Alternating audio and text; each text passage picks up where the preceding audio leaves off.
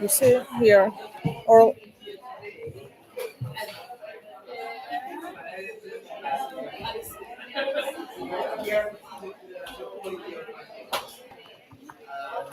Do we have the link already?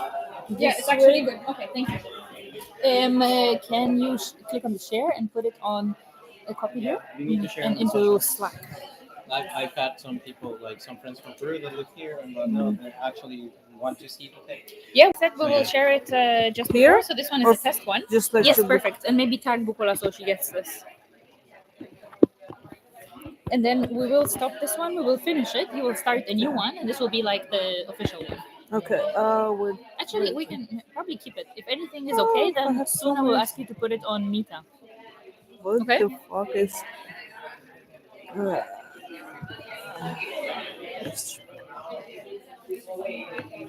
End stream? No. Or? Now we wait to hear from Bukola. Okay. If everything goes well, just put the link into Meetup. You have the Meetup event page? Thanks.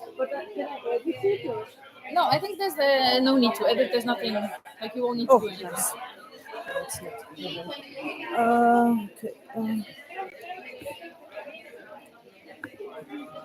So once we see that the test is good, then we will put this on the Meetup. Right now, not Okay. yet. Okay, I will just open. Thanks. I'm going to Bukola.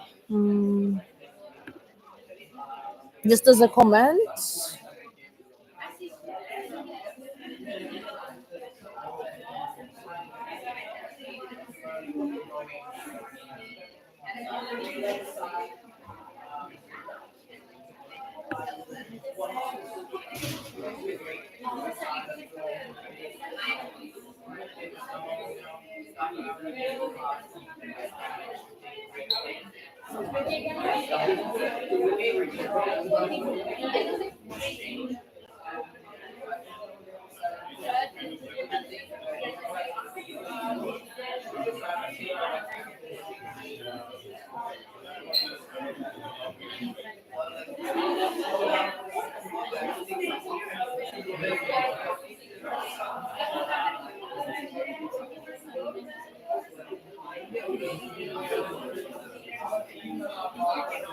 That's my backpack.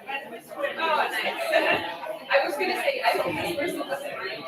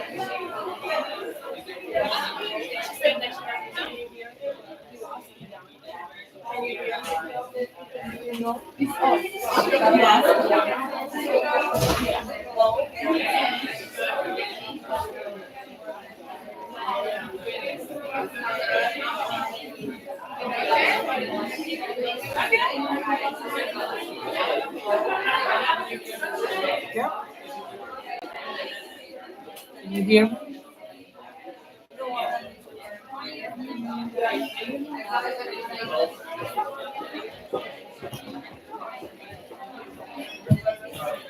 It's not muted.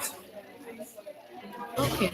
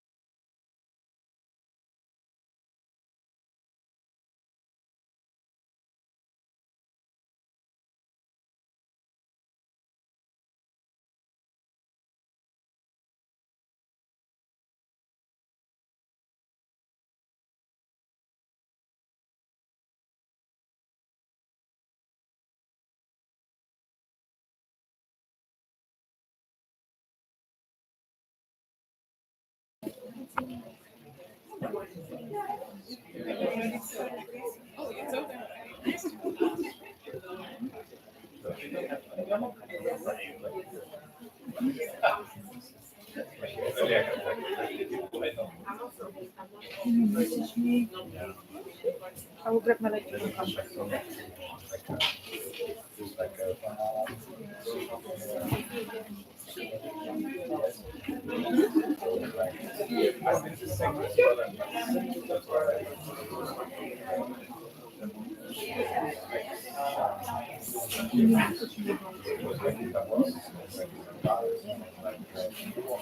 And you own that?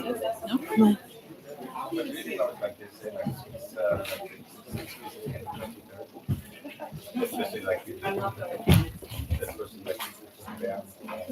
Yes.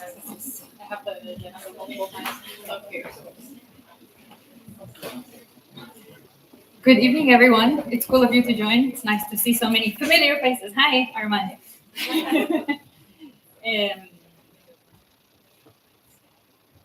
You are joining us today for the International Women's Day, and we are celebrating it for the 10th time, and it's really cool that you all join us.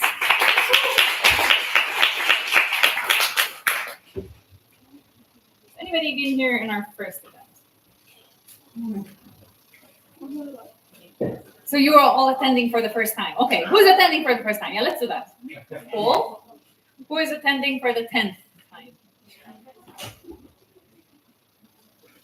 Thanks, Katya. Yeah, I guess. Wonder if it even makes sense to ask who's here for the second year. Cool, everybody's new here. Well, we really love new people. It's cool that you're joining us. We're always enjoying making new friends.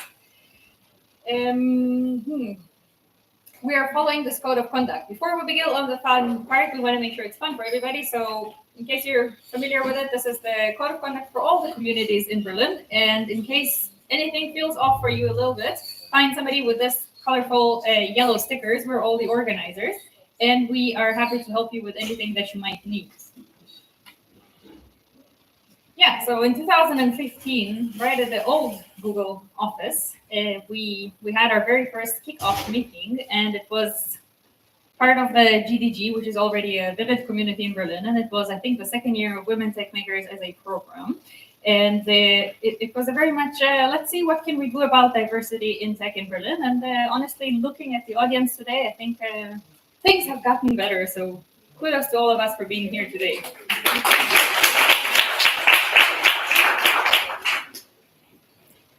Little journey of the organizers. In 2015, we had Carolina and Miguel joining me. My name is Natalie. Did not introduce myself. Hi. In 2016, after the kickoff event, we had some people approach and say, hey, you seem to be doing cool stuff. We want to do this together. Can we help you? And then Roxy and Karina joined on board as well. Then Anna joined us. Anna is still on board with us as an organizer. She is doing everything virtual, and she's at home right now. Anna, I know you're watching us, so this is a shout out for you for being so long with us. In 2018, we were many. 2018 was our most active years. I think we had something like 55 events, which is more than one event per week. This was fun and crazy. And the fun thing about our team as organizers is that we have different backgrounds. Everybody brings something else. Everybody has different points of interest. Everybody has different group of people, of friends that they hang out with, whether it's people from university or people from your workplace. And that's how we get to do so many different things, because we were such a large group. Then we were slightly fewer and slightly fewer. And after COVID, it was even fewer. And last year we were 4, and this year we're 3. And we have some awesome volunteers who are helping us today. So one shout out for everybody who's volunteering today. Thank you for helping us. And also, if you want to join and if you think that you want to do cool stuff with us on a very easy schedule, find Bukola, find myself, who would love to chat with you and tell you what does it mean and what does it include and how can we do fun stuff together. Here's Bukola. Hi, Bukola. I want to say hi.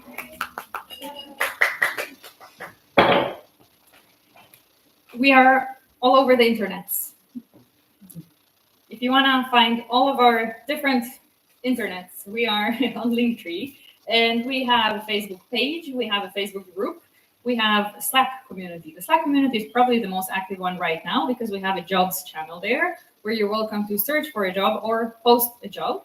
And we ask everybody who uses the jobs channel to post a job to use the template. The template includes all sorts of important information like what languages, is German important or not, are you offering visa, and so on. We have the Meetup page where you probably saw this event, or you maybe seen this on GDG. Who has seen this event on GDG? Raise your hand on this white website. Cool, 10, 15 people. Who has seen the event on Meetup? Most of you. Cool. We have a GitHub repo. In the GitHub repo, you can find projects of students from throughout the years. I started with saying hi to Arman. Arman was doing our JavaScript course for 3 years, I want to say. 3 years that for like 3 months every week he came and just taught people JavaScript for fun and then uploaded that to YouTube and then made that into a bootcamp. Thanks, Arman. And I'm sure we have a good amount of developers thanks to you today.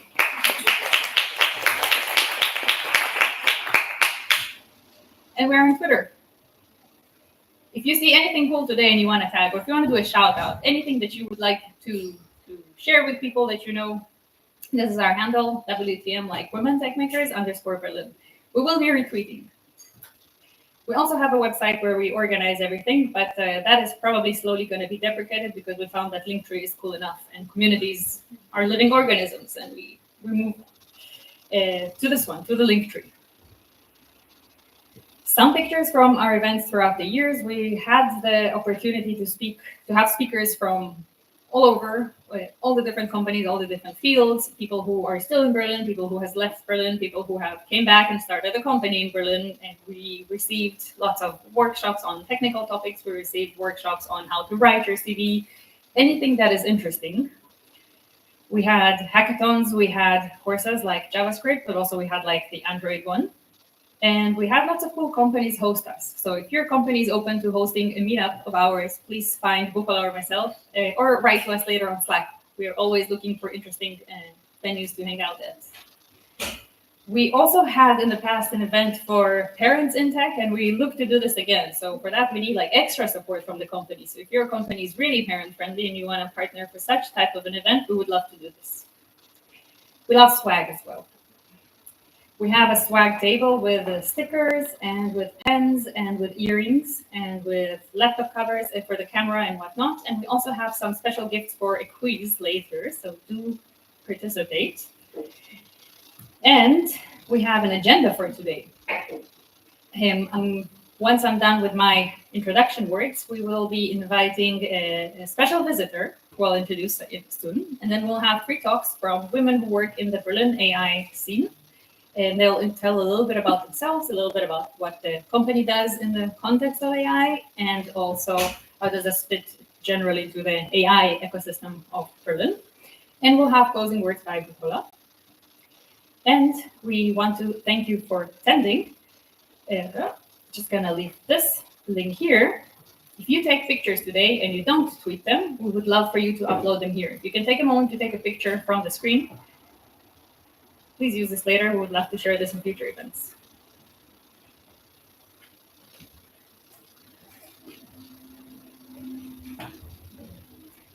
Jumping back to the agenda, we have a break between each talk, so you'll have some chance to try some more of those tasty pastries that we have, and also from the drinks, and also have a bathroom break. If you didn't find the bathroom yet, it's all the way there to the left for the women and to the right for the men. We have the drinks fridge. Some more food left there. The Wi-Fi, if you need it, it's on this QR code that is posted in some places. So if you're uploading videos, you can use that. And I think this is all that is interesting to say today. The cafe area is closed. So that colorful bar and everything that's behind is only for the people who work here. Cool. Seems like I said everything that we want to say. So now we get to focus on the interesting things that we came for, which is hearing our dear speakers. And I will start by inviting Sequoyah Patrick, who is the Senior Program Manager for the Global Women Techmakers at Google, who is joining us today from Atlanta, Georgia, in the US. Natalie,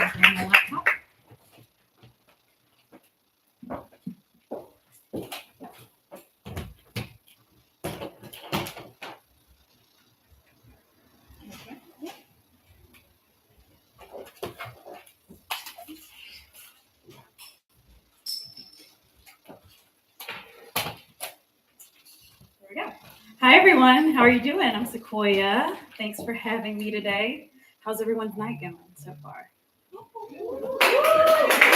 Nice. Well, as Natalie mentioned, I am the global lead for the Women Techmakers program. I came here from the US all the way to meet you guys tonight. Wanted to see an event in person. I've heard so many good things about the Berlin community, so I was really happy to be able to come and join you today.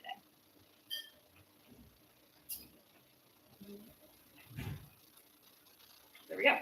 Okay, so I'm going to tell you a little bit about the Women Techmakers program as a whole. So I'll talk about the IWD campaign, about Women Techmakers, about our ambassador program, our membership program, and then how you can get involved and kind of like what we have coming up next. So what is Women Techmakers IWD campaign? Well, this is it today. So really, today isn't just another day. It's like a global celebration. So International Women's Day focuses the world's attention on the achievements of women, and that's what we want to do for Women Techmakers. So we're a part of something like very, very special. So you have very large summits that we host, as well as small workshops. No matter the type of event, we love to bring together and celebrate women through the months of March and April for our Women Techmakers campaign as a whole. And so it really aligns with our mission, which I'll talk a little bit about as well, which we're really building a world where women can thrive in the tech industry. And so as Natalie mentioned, it seems like that was something that she is also very passionate about, and is, from the looks on all of your faces and being here today, she's doing a really good job, her and Bukola as well. All right, so look at the words on the screen. They offer, an invitation, a challenge, and a charge. So this is really your chance to shape the future. So the question to everyone is, will you seize it? So our theme for this year is really to impact the future. And we got this theme from our ambassadors. They sent in what made the most sense to them, and then we voted on it. And that's how we come up with our themes each year. So it's really around AI, which I saw there's a lot of sessions today around AI on the agenda. So very excited to lean into those. So we all really understand the incredible power of AI, of course. It doesn't just really automate processes, but it can unlock solutions to some of the world's biggest problems, whether that's disease, climate change, social justice, but it really depends on us to guide it ethically. So what we really want you to do with the Impact the Future theme is to really step into your power. So each of you has a unique skill. That could be coding, it could be design, it could be problem solving, but that is your unique power. So don't just follow like the trends, make sure you're carving out your own path. And your innovation could be one that changes everything. And then make sure, especially for women, that you're really leading the way. It's not only really about the tech, but we really need women shaping the way that AI systems are built today. And we also know that you really need to be visible to younger girls, because we all know if you can't see it, then you can't be it. So make sure that you're being that visibility to younger women to bring them along, and other women as well. So about Women Techmakers as a whole, kind of like our why. So as you can see here, like these numbers aren't really opinions. They're systematic problems, pay gaps, lack of early STEM support, environments that push women out. It creates a environment where women can't fully thrive. And so, but these aren't just women problems. They hold back the entire tech sector. And change is imperative because we know that you need diversity in voices to be able to build products for everyone.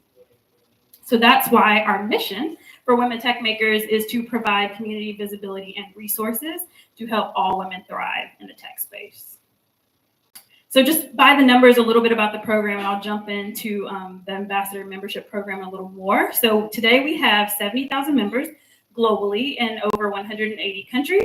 Membership is completely free to anyone. I'll show the QR code if you want to sign up. Completely free. You get access to like the best of Google.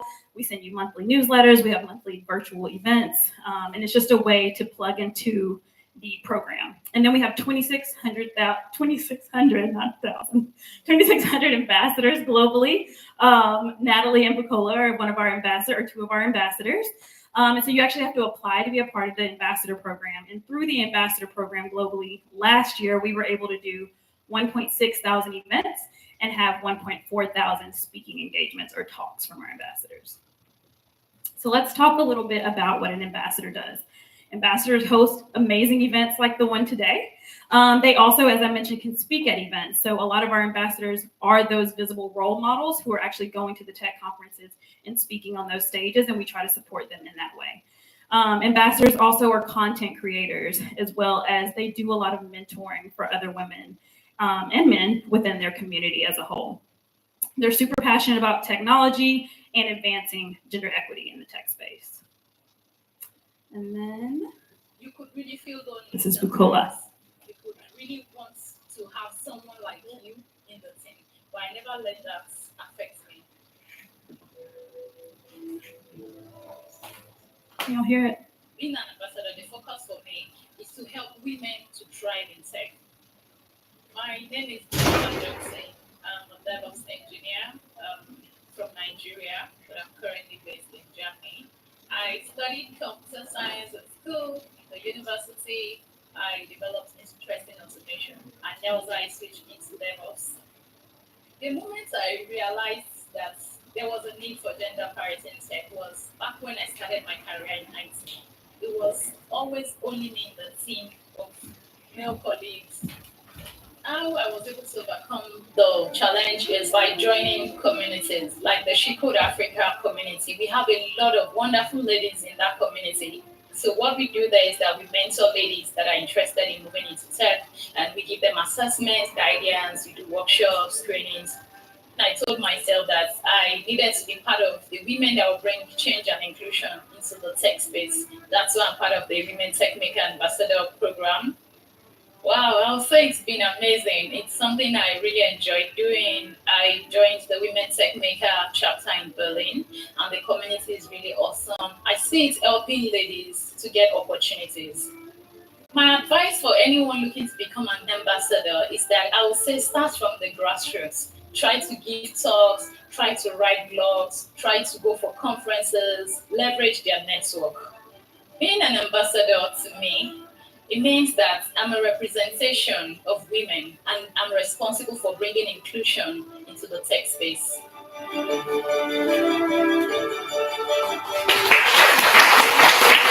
Let's give a hand clap for Bukola. Yeah. So that's what we like to do for our ambassadors. Like we love the work that you're doing and we love to tell your story. So we were able to tell Bukola's story on YouTube and share it with you all today. So all right. Oh, and the ambassador, if you're interested in becoming an ambassador, obviously you could talk to me, Katya, Maya, Bukola, or Natalie. And the application is actually going to open April 1st. It's not open at the moment. So let's talk about Women Techmaker members. So today, as I mentioned, we have 70,000 plus members globally. And what we give them is exclusive opportunities to events like I/O. Obviously, our ambassadors get first dibs, but then after our ambassadors, we give opportunities to members as well. We give them tailored updates about things that are happening at Google, things that are happening in our program, things that our ambassadors are doing regionally as well. And then just making sure that they're getting that global network. So we also invite our members to a Slack channel based on career level. So early, mid, or established career, we add you to a Slack channel based on those to kind of build that community. And if you're interested in becoming a member, I'll leave this here for 2 seconds. Feel free to scan the QR code and sign up for membership. Like I said, it's no commitment, completely free, and anyone can join. So I'll give that a second.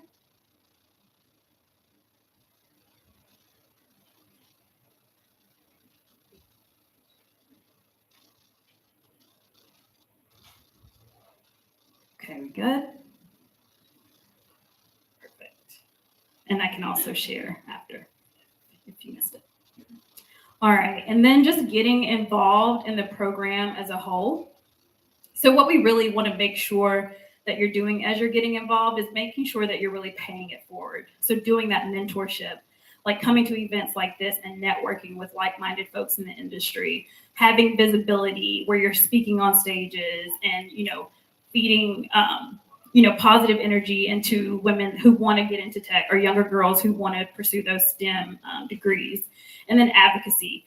Like it's great that you can be like the lead and the top developer, but if you're not bringing someone else along, then what are we really doing in the industry? So you got to make sure that you're reaching back and grabbing your peers as you move up. So how do we do that through the program? So one of our big campaigns that we do is Women Developer Academy. Katya has run some amazing women's developer academies in the past. So we want to bring those back this year and do them more in the second half of the year, because what we're seeing is that 25% of keynote speakers are women. And so we want to help change that. So what is Women Developer Academy? It's pretty much the ability to teach women how to deliver technical talks on stages. And so they go through like a 6 to 8 week program. They actually get paired with a mentor to help them. And then at the end, they come together and kind of deliver their speeches. Another thing we want to do for the second half of the year, we might change the name, working on it, but we're calling it a Tech She Builds end of year campaign. And that's really going to be, as we know, the world of AI is taking over. So it's going to be about really developing skills for our ambassadors and members, increasing AI literacy, giving hands-on AI experiences, and then mastering specific AI tools and frameworks as well. So more to come there. Stay on the lookout. And then lastly, as I mentioned, like our ambassadors oftentimes mentor on their own, but we want to make sure that we're giving them like an established program and platform and tool to do so. So we are going to be launching a mentorship program for women tech makers with a tool where you can get one-to-one mentoring from our ambassadors, from Googlers, and from members as well. And that's all I got for you today. Thank you.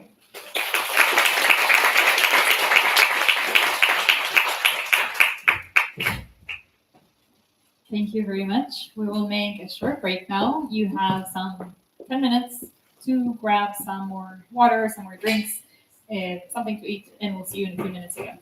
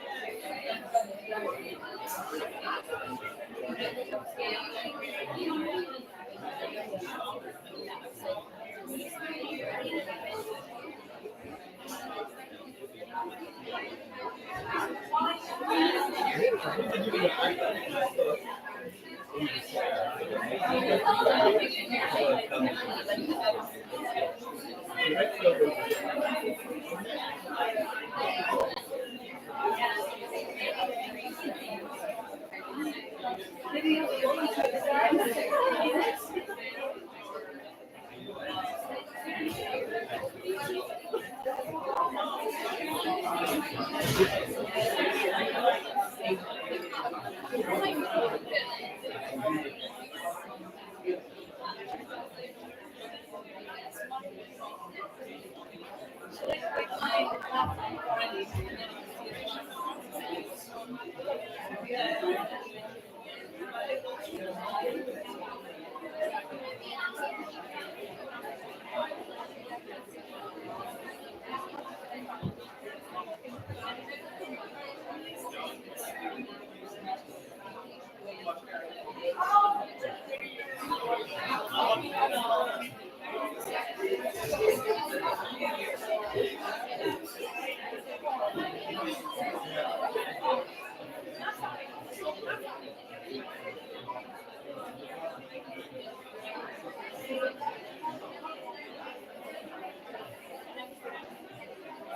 hello. Hello. Can everybody get back to their seats, please? Hello.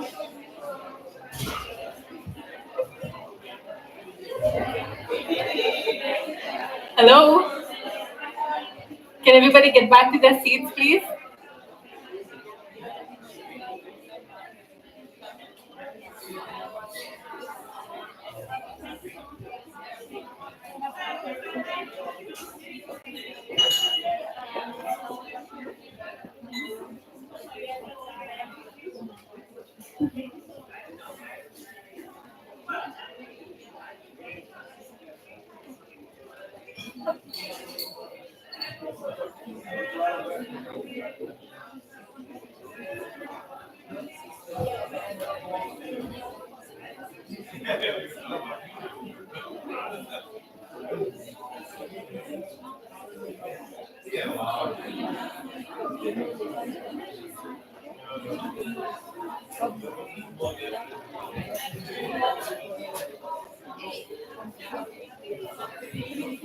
So I would just talk about this. Did you guys find this on your seats? So this has been made by a local artist here in Berlin, and it's made by pineapple. So it's a vegan leather. It's something to have for you guys. So, and I can't find Sequoyah. Oh, yeah. So this is to you from our WTM Berlin group.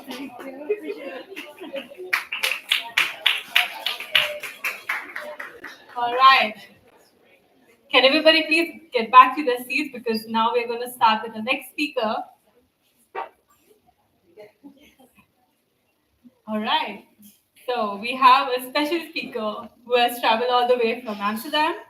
Tuana here from Deepset. Please welcome her. It's a lot of fun.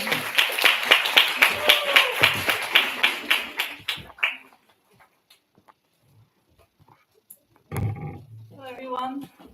Is this working? Yes, it's working. Hi, everyone. Very nice to be here.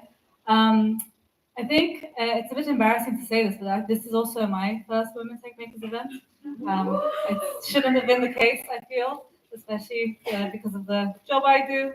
And just as a heads up, this is the most freestyled talk I'm ever going to give, because I was contacted quite a few weeks ago by Natalie, and the idea was for me to explain to you the role in AI that my company Deepset has, specifically in Berlin.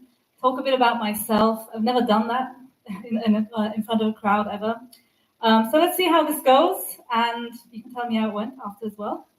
So I've titled this Deepset Haystack, Me and Our Journey in AI so far. So let's start about me quickly. My name is Tuana. That is a Turkish name, but I am half English, so I sound like this. That's all of my social media there. I am doing this Women Techmakers event in Berlin, and I do work for a Berlin-based company, but I am actually currently based in Amsterdam, although I am from Istanbul. And the way I decided I'd do this talk is a bit of like a story time. I'll talk about the inception of Deepset, the company I work at, then Haystack. You'll see why there's a different name here and what Haystack is. And then a bit about how I ended up what I'm doing, and a bit about, I'm not going to go too much into the technical details of AI. I think that's maybe a different talk. But before I start, maybe a quick round of hands. Who here is an engineer? Okay, and how many of you work with AI tools or large language models or generative AI? Okay, I think we have a pretty good split, so let's see how this goes. And I won't go into very much technical detail, but you'll see what at least the products we build or the tools that we use, you'll see what they do for people, for engineers.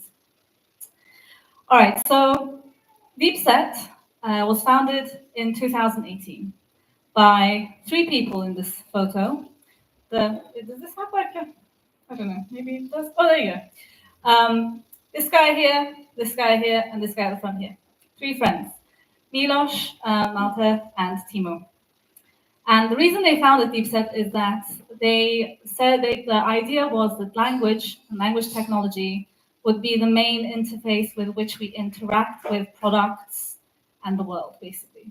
And they were not wrong, because fast forward a few years after 2018, I'm sure all of you have already used, chat GPTs of the world, lots of tools out there that make life a lot easier. So that theory was very much correct. So they started off Deepset with this idea. And initially, this is way before I joined. Initially, it was a lot of consulting.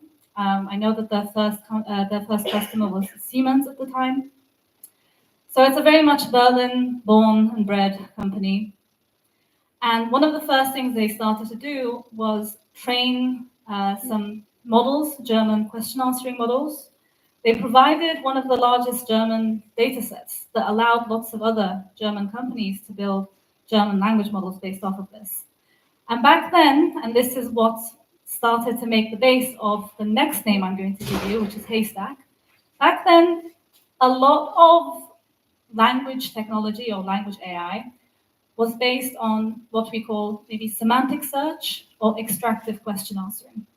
So again, I'm not going to go into much technical detail, but you can think of these models as models who look at a sentence or look at a word and can tell you what other sentences or words in a data set are the most similar to it. And actually, a lot of search systems are based on this technology still.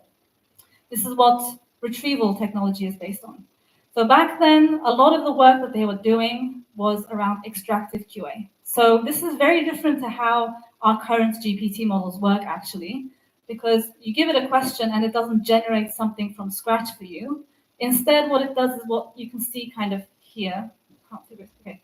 Here, it's not generating an answer, but what it is able to do is point to you where the answer in the existent text is. So back in 2018 to 2020-ish, this was really what made the best of the best in language technology. And this is what they were doing. Then let's move on to 2021. So they'd had all this time where they were working with customers, building solutions and consulting companies. And then let's roll over 2021. They actually ended up releasing V1 of Haystack, which is the tool I work on right now. This is a completely open source Python framework out there for you to use. It's still around. We actually just last week released 2.0. So 3 years down the line, nearly, we released 2.0. I'll talk about what that is.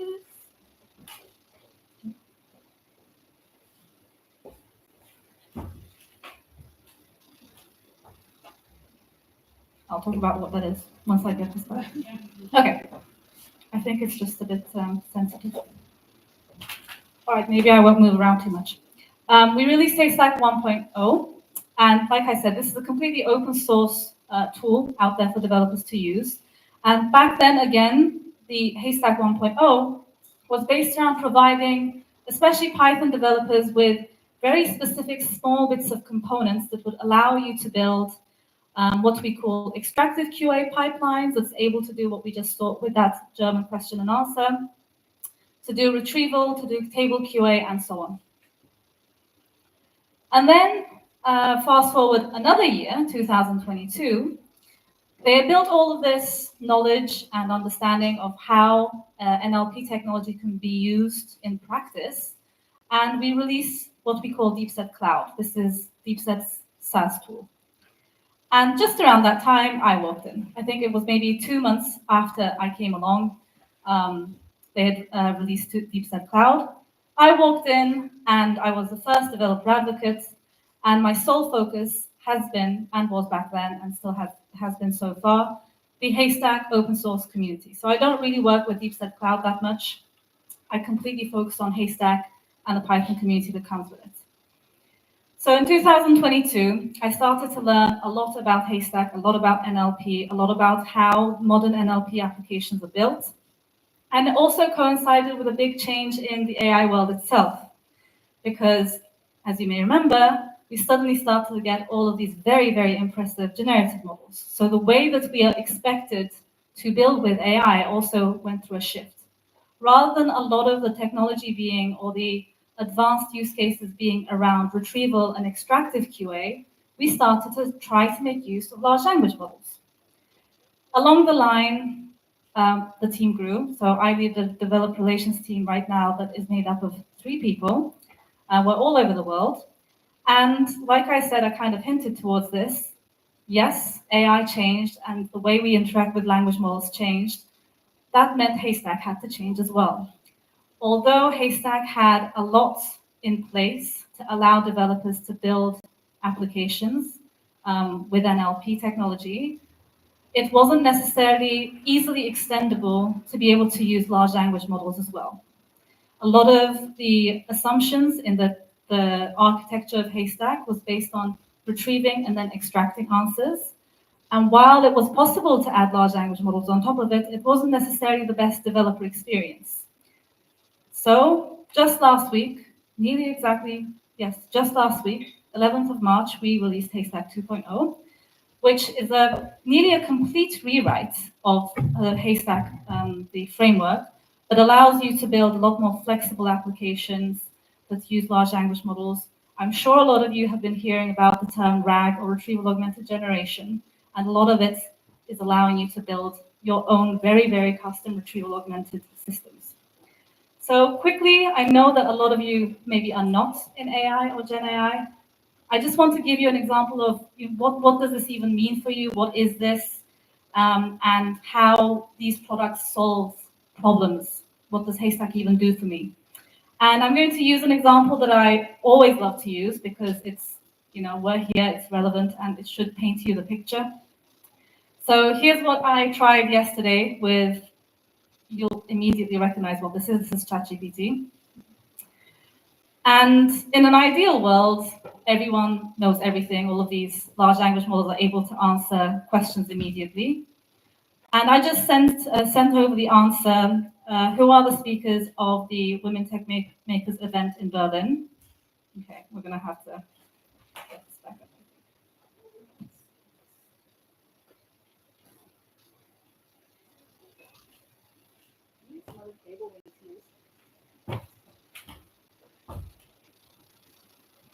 Maybe you should see that.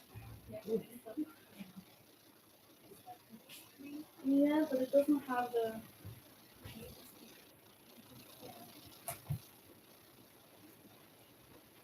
I need to get this back up now.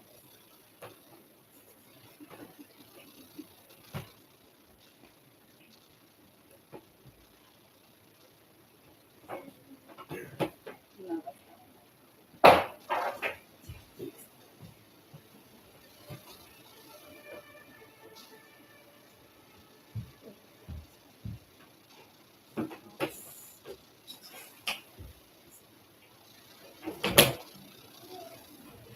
Okay, now I need to get this back up.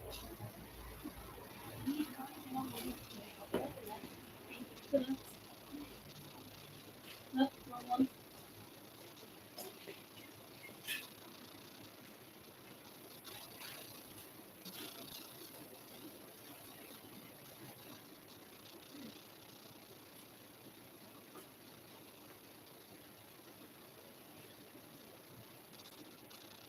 Okay, let's give this a go.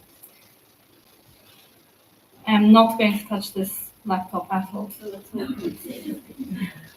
I just need to do this, and then we're good. Okay, let's try. Okay, so this is me asking who the speakers at this particular event is yesterday. And unsurprisingly, I got this response saying, I don't know about this event, so I can't give you an answer. Actually, this is the best case scenario because it's actually being truthful in this case. the large language model doesn't know about this event. It was trained up to a certain point of in time. But again, this is a best case scenario. Other models that I may have to use or I am using might just make up an answer, which is not the ideal scenario. So what these tools, what these developer tools are really trying to solve is replicating the scenario where it's not just this question that we're providing to a language model, because as it turns out, although it doesn't know the knowledge, a lot of these language models are really, really good at following instructions. So instead of just asking the question, maybe we should say, here's a question, and here's the relevant information that you need to answer that question. Now answer that question. So instead of that, you don't have to be able to read this, but what I've done here is I've replicated what an ideal constructed NLP application or pipeline is achieving at the end of the day. I've asked the question by not saying, just who are the speakers of Women Techmakers. I've said, based on the information provided below, answer the question. And I have blatantly cheated, and I've just copy-pasted Natalie's Meetup page here. And then I've asked the question, and then I got the response. So this was quite a long response. I had to cut it, but I got the response, and the response is correct. Now, it's easy for me to copy-paste that Meetup page, but that's manual work, and we don't want systems where people have to copy-paste already the information that they're probably going to have to look through, figure out where it is, copy-paste it over. We don't want that. So what we do is we build quite actually complex systems, which is where the terminology retrieval augmented generation comes from, that does this for us. And it uses various types of language models to achieve this. But at the end of the day, the gist of it is, let's say you have a lot of data somewhere in a database, and you generally have two steps. You allow a user to ask a question, and based on that question, you retrieve the most relevant, let's say, 5, 10 documents out of maybe the thousands that are present there. And then you quite literally input that into your prompt.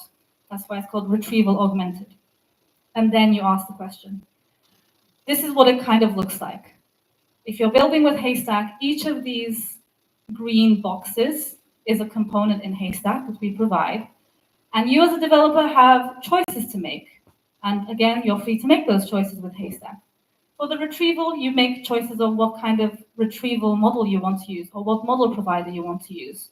You make choices on where your data is. You then make choices on what your generative model is, whether that's a model from OpenAI or Google or Mistral and so on. So this was all the technical information I wanted to give, but this is basically what these types of open source tooling provide you so that you can build your own custom LLM applications. And like I said, we released Haystack 2.0 to make this an easy process, and we just did it last week. If you are interested in the release, what it was, you can scan that QR code.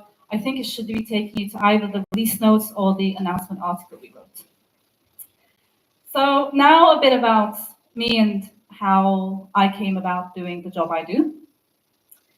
So I am from Istanbul, and actually I think Turkey is a very interesting country for this because there are lots of women engineers. I feel like becoming an engineer or studying a technical degree isn't really an odd thing in Turkey. But I went through high school back in Istanbul. I am half English, and then I decided I would venture out into the UK and discover my more British side. I'd never lived there. So I went and studied computer science at the University of Bristol. Actually, it was even more confusing because I went into that university with acceptance for aerospace engineering. Bad idea for me. Was not going to happen. I think I lasted a week and then I switched over with computer science. Really not for me.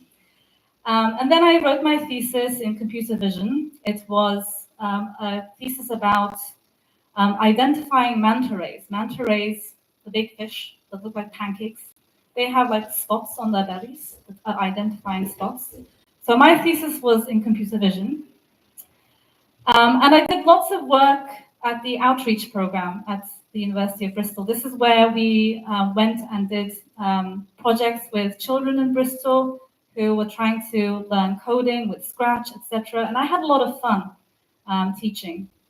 And this was really thanks to, she doesn't know I'm actually referencing her here, but Caroline Higgins at the University of Bristol was running the outreach program, and I really, really enjoyed my time there. And then I left university and I did the classical thing that most computer science graduates do. And I went and got my first job as a software engineer in Amsterdam. I moved to Amsterdam straight after university, and I didn't really get on that well with it. And a few things I discovered along the way is I really enjoyed the coding, but I didn't necessarily enjoy the isolation that sometimes came with it. Now, looking back, it really had a lot to do with the specific company I was at and the specific industry I was working in. So maybe this wasn't the best reason to leave software engineering as it was. I really enjoyed helping, I really enjoyed teaching, but didn't want that to take over my entire time so much that I wasn't coding at all.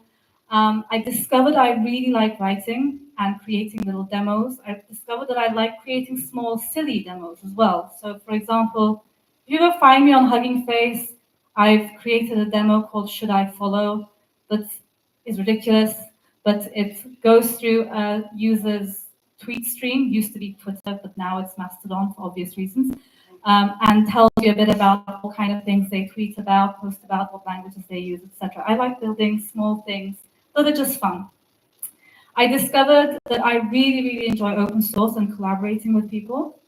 And I discovered this even more, actually, when the earthquake in Istanbul happened, not Istanbul, Turkey happened last year. It was the southeast of Turkey. Because so many Turkish engineers got together to build things that would help people on the ground at the time. And it was just a really lovely time to be an engineer and work with other people in the open source. I also discovered I like reading and spending more time just reading what other people have done, what's new in the world of AI, etc. All of this, I discovered I cannot be satisfied and I want it all. That's just, I guess, I discovered that that's who I am. Thank you very much. That's who I am. And at the time I had, during my third year of university, I by chance had become aware of the role called developer advocate, developer relations. Until then, I actually didn't know that this even existed. And it was thanks to, I think he was a Google developer advocate, Barış Yesuge. I was interning at a startup in Turkey, in Istanbul, for the summer. And this guy came along and he was giving us workshops and talking about stuff and teaching us how to use things. I was like, no, this is exactly what I want to do. And I looked at his, he talked a bit about himself, and he had studied computer science in the UK. Okay, actually, this is, I'm on the right track, maybe. So I decided that after my first software engineering job, maybe I should really try and get into developer relations. And since then, I've been doing developer relations. And I've discovered things I love about developer relations and things I don't necessarily love about developer relations. And I've discovered that developer relations is defined so differently across different companies because it's really based on the type of product you're advocating for. The job that you do can be very different if the product you're advocating for is open source and you want others to build with you. And it can be very different if your product is a commercial product and you want people to buy from you. But all in all, I found a job that allows me to still be an engineer, put my engineering hat on, but sometimes do this, and it makes me put my speaker hat on, sometimes write a technical article, and it's just meant that I'm able to basically say, I want it all, and I'm not satisfied, so I'm going to do it all. So that's how I ended up here. And since then, Deepset has really, really grown. This is our last get-together. The first photo you saw, maybe there was 7, 9 people. Here, we're nearly 60. This was a couple of months ago. The team for Haystack has grown. Our commitment to open source and creating an open source product that will allow any developer to easily build, learn how to build and understand AI has grown. Deepset Cloud has grown. So I'm very proud to be there. And with that, I'm going to end with a few things. If you want to learn more about open source, AI, and how to build, we're actually really ramping up the events that we host for the Haystack community. This will take you, hopefully, if I did this right, it will take you to our events calendar. We have a webinar coming up tomorrow with Neo4j, who they're going to talk about how knowledge graphs help with large language model applications. We have another one coming up with data stacks and another one coming up with Cloudflare. So we're pretty active and we're trying to make sure that we're sharing how to build with AI as many people as possible. And with that, thank you very much. And let me know how this talk was. Thank you.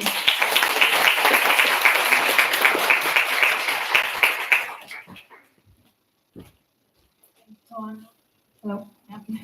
Thank you, Tuana, for this lovely talk and taking out your time for this.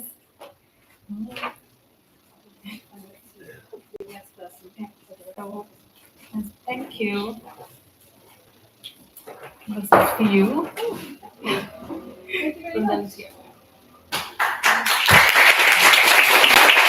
Now we just take 5 minutes break. We take 5 minutes break now before we start with the next speaker.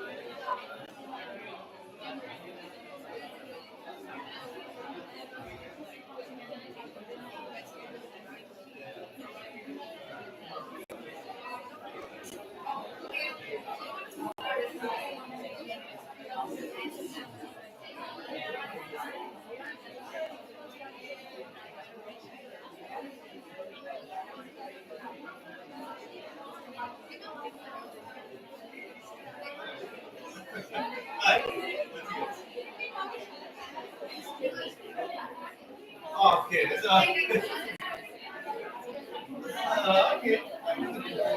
Look at that. I knew. Yeah. And it's roundabout like yeah. And it's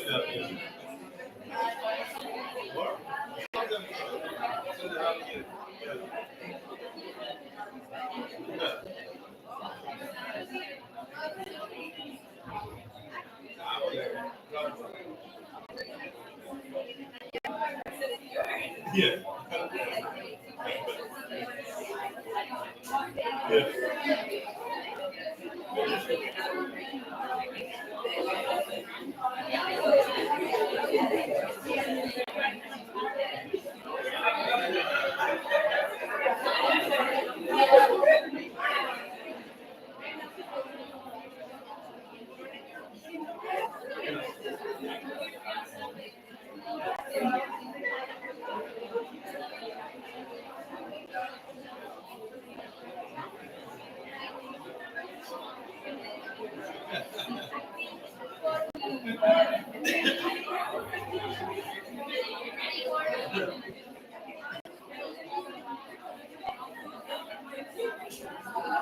She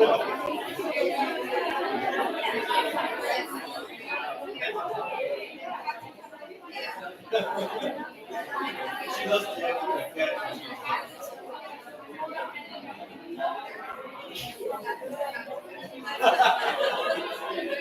She's not very creative.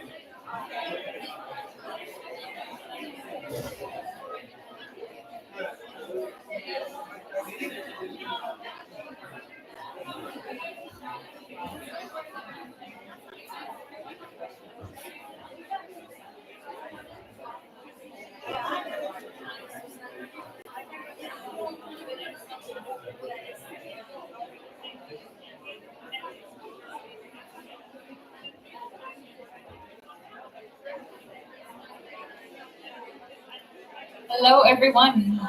We are resuming. Grab a seat, grab your drink.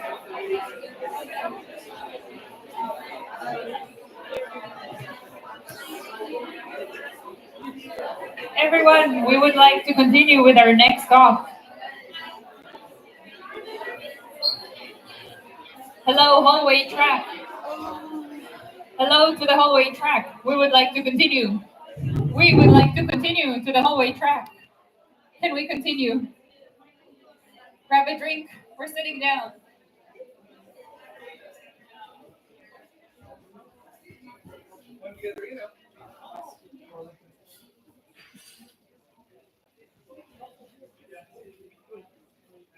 So our next speaker came also with the train, also from Amsterdam, funnily enough, and she left her cat at home. Is anybody watching your cat? Okay, somebody's watching it. Susana Gúzman, you are a product manager at Jina AI. Come tell us about that.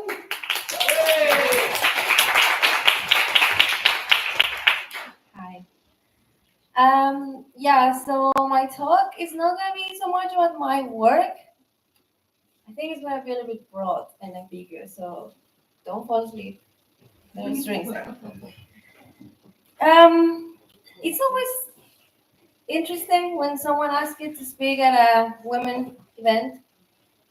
I usually declined other times because I always had the feeling I had really nothing to add to the conversation that hasn't been said, or I didn't have any particular new struggle, or I just didn't really felt there was anything for me to say. But lately at work, there's been many more women, which are actually some of them here, and I happen to have been working lately with some of them. And it is actually different than just working with guys. I wouldn't have thought about it. So I thought, yeah, okay, let's talk about it. Why not? And then I started to think, what should I talk about? And then I remember, okay, no, first is who I am. So first, who am I? And why am I here? So I am Susana. Many years ago, I was born in Mexico, and then I moved to Germany. I did my master here. I was an engineer. I was working as an engineer for some years. I worked in the autonomous driving projects in BMW in Munich. Then I moved to Berlin for the startup scene. One of them went bankrupt. The other one is Jina, which is great.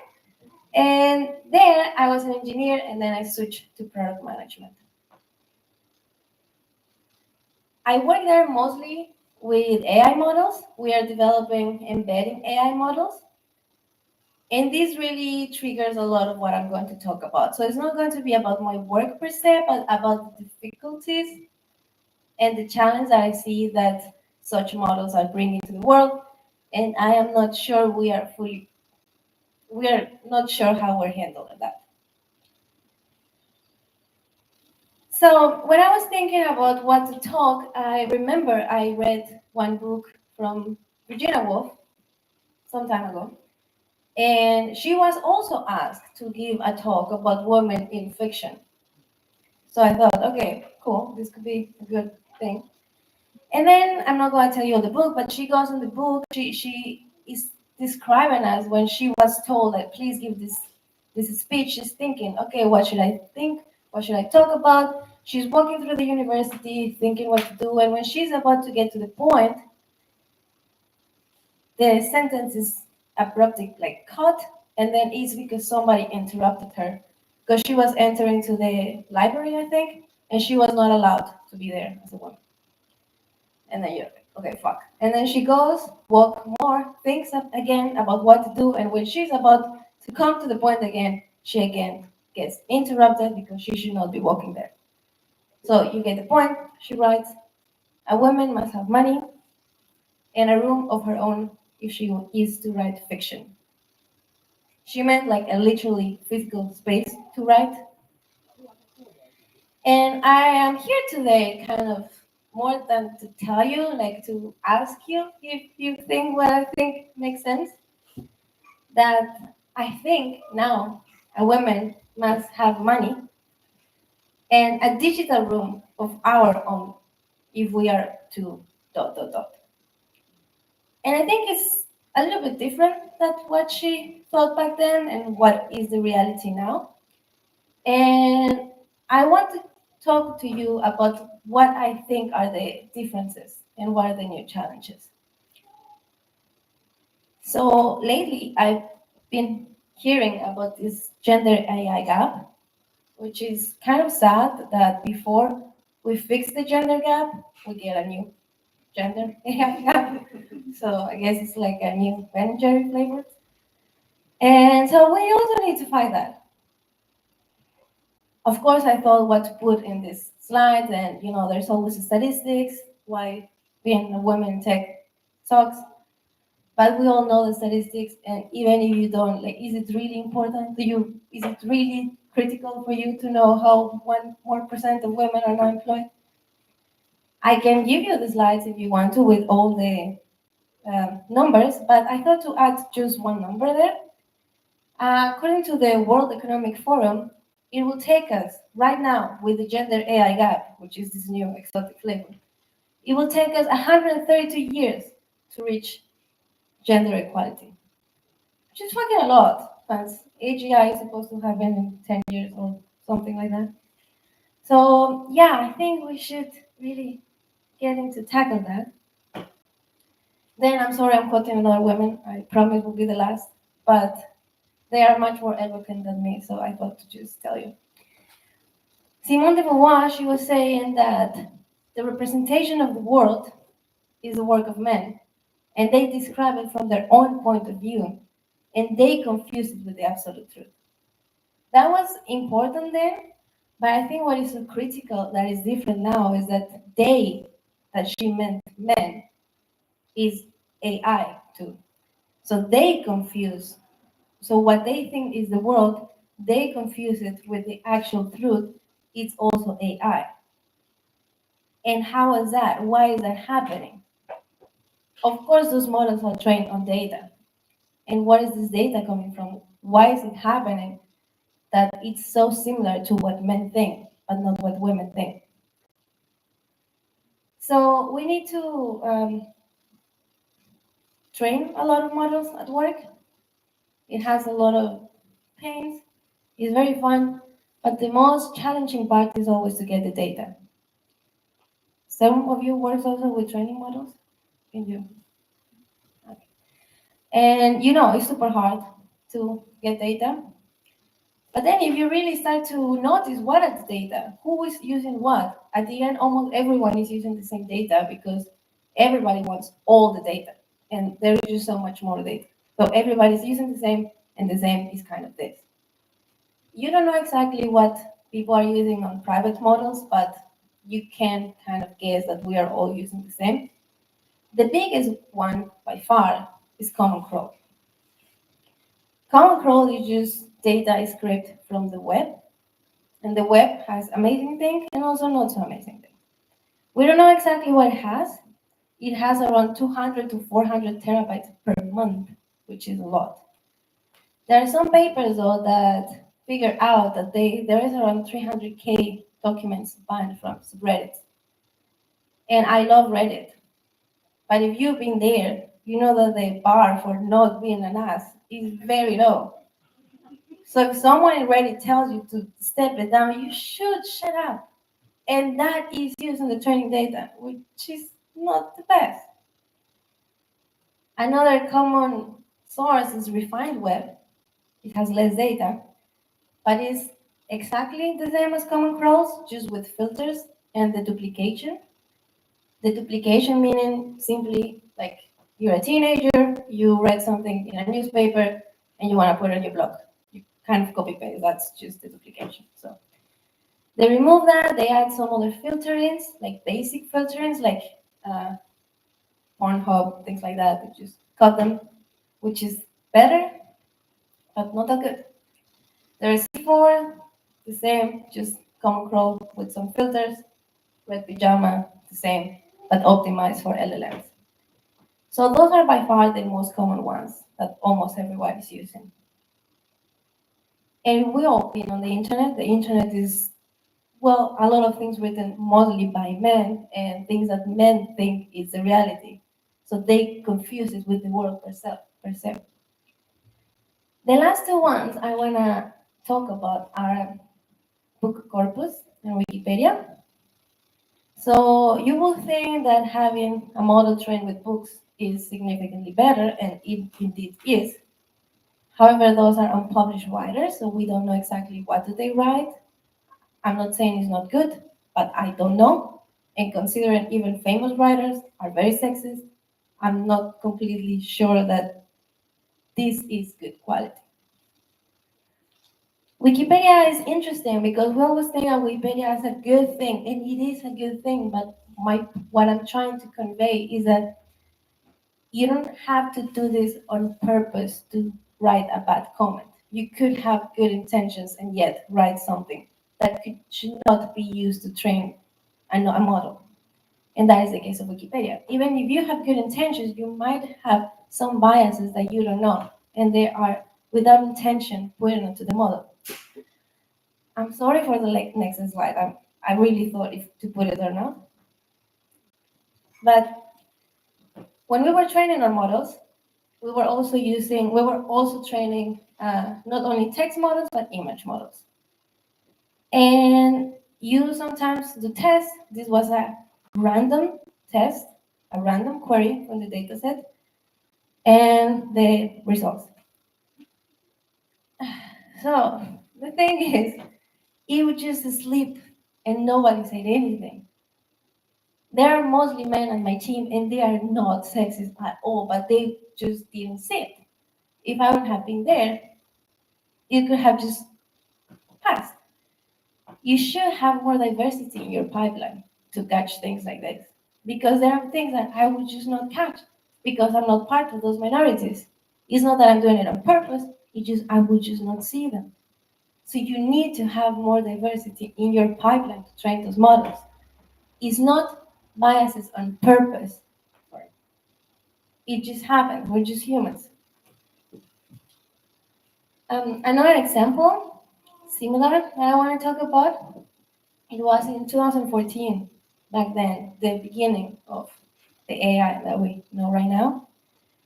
And they were working on an AI HR tool to screen CVs. So basically, you just put a bunch of CVs and you wanted to have the best unbiased candidate, which sounds great.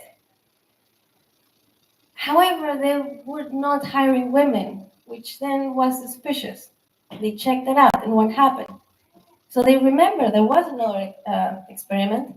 I think maybe you know it, with some people using 5,000 identical resumes. Half of them sounded white, half of them sounded non-white, and there was this 50% gap, even though the resumes were exactly the same. So they thought about it, and then they were engineers, so they just remove it. Back then, they were starting to use something Word2Vec. Back then was super new, was just basically transforming words into numerical vectors. They were using this to make clusters, and then they could try to find some patterns in the data to have some good people have something in common, some bad resumes have other things in common. The names were those things that people they were assigning to being non-white or white was being assigned as to be good or not good. So they just decided to remove the names. However, then the model started to assign a negative score to the word women if there was in the resume somewhere. So then they just said, okay, let's just remove it. And they did.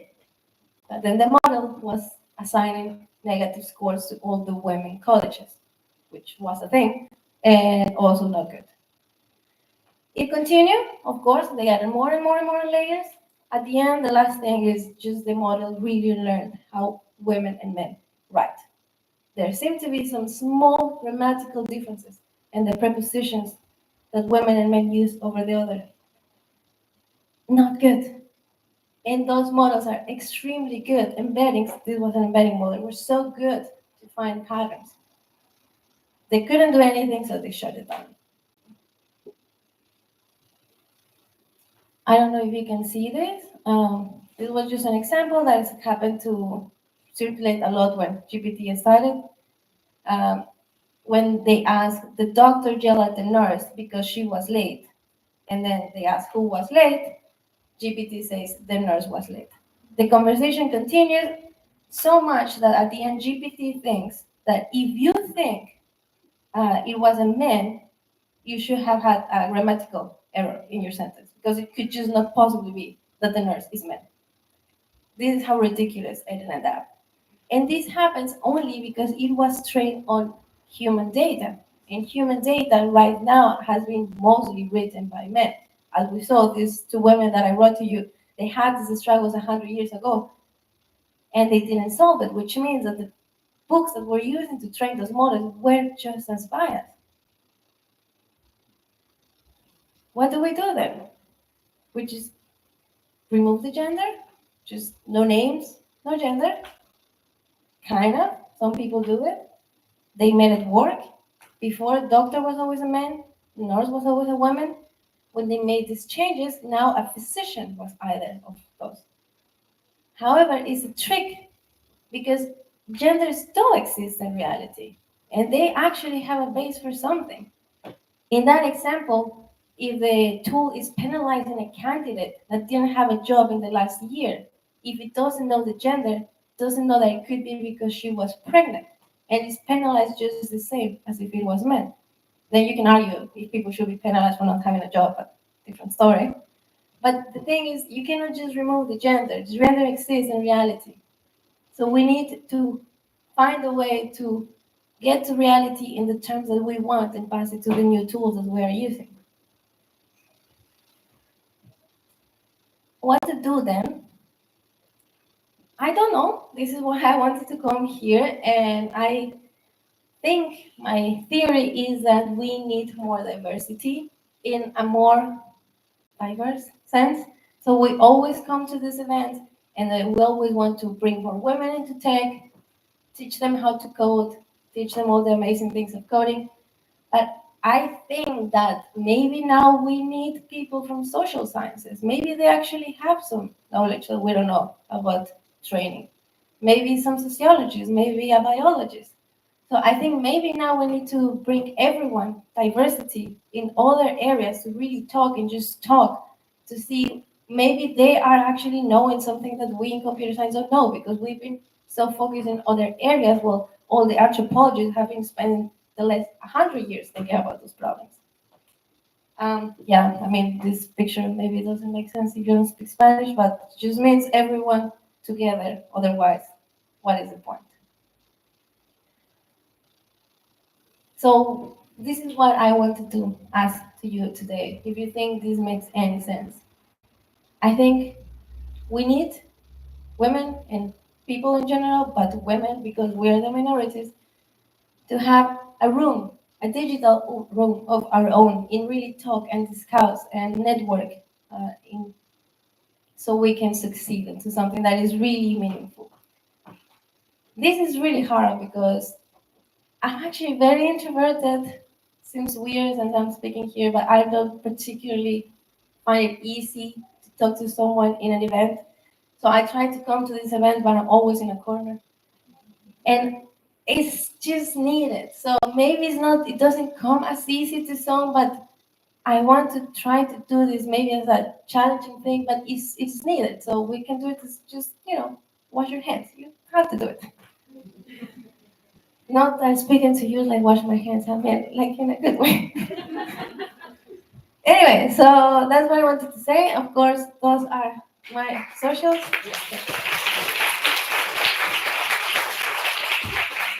Thank you very much. This is a small thank you gift for you. We have now 15 minutes break. See you in 15 minutes. Grab a drink, grab some food, and grab this really cool swag. This is handmade in Berlin from vegan leather, made of pineapple.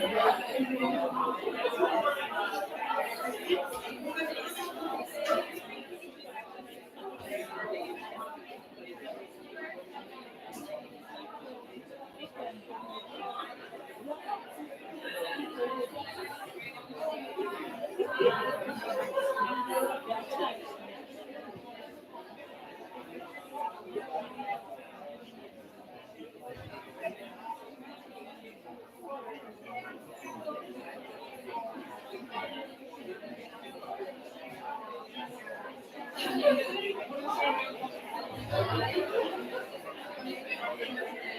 can be Natalie or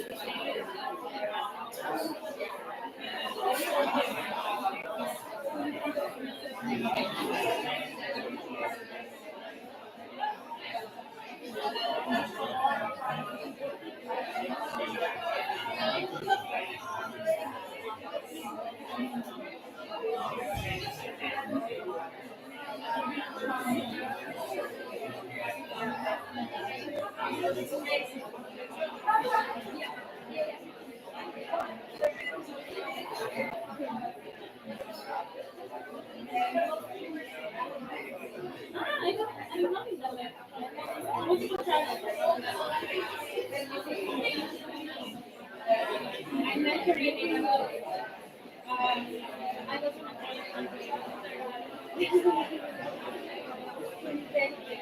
I was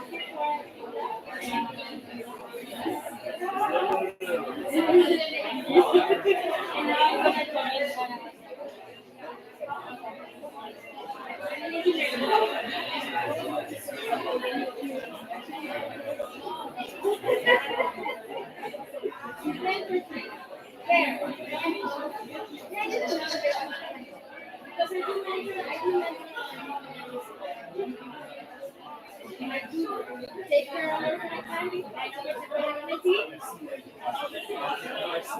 I know I haven't mentioned it. Like, okay.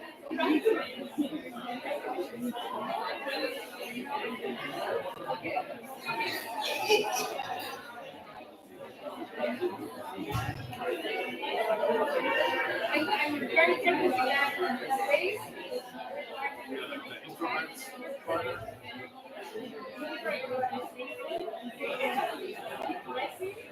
I'm the minority today.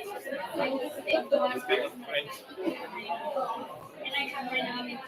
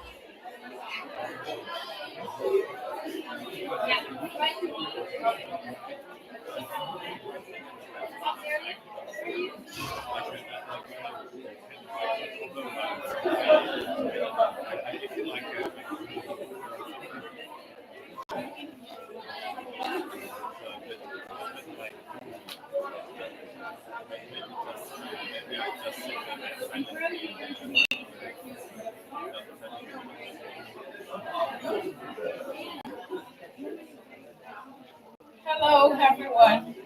Can we come back to our seats, please, for our next speaker? Hello. Testing 1, 2.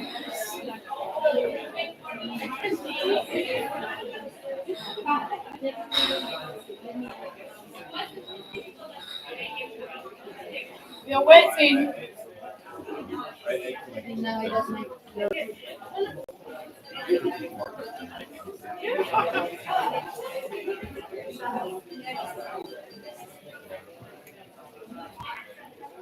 Hello. Are we here?